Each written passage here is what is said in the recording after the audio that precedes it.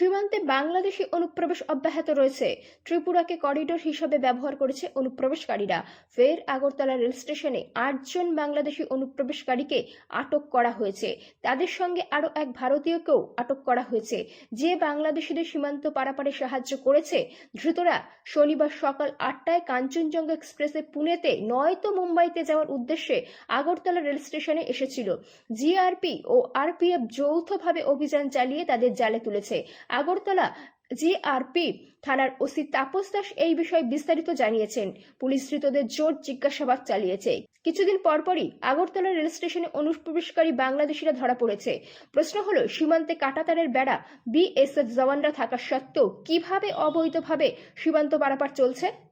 গোপন সংবাদ ছিল যে আমাদের যে প্রত্যেক দিনের ট্রেন, আজকেও একটা ট্রেন ছিল দূরপাল্লার ট্রেন, যেটা কাঞ্চনজঙ্ঘা এক্সপ্রেস।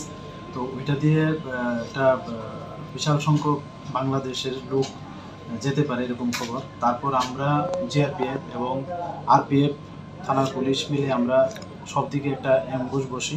তো যদিও ট্রেনটার টাইম ছিল ৮টা নাগাদ, তো আমরা যখন প্রায় 7:30 মানে 7:30 পার হচ্ছে এমন সময় দেখলাম কিছু বয়সের মহিলা এবং ছেলেরা ওই দিকে আসছে, প্ল্যাটফর্মের মেন গেট হয়ে প্ল্যাটফর্মের দিকে আসছে, এবং তার মুভমেন্ট খুব সাসপেক্টেড ছিল। তারপর আমরা যথারীতি তাদেরকে ডিটেন করি।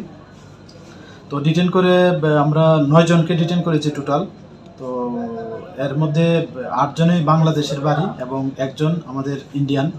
তো তাদেরকে প্রিলিমিনারি জিজ্ঞাসা করে জানতে পারি যে তারা ওই ট্রেনে করে যেতে চেয়েছিল, কেউ মুম্বাই, কেউ পুনেতে, শিয়ালদহ হয়ে যাবে আর কি।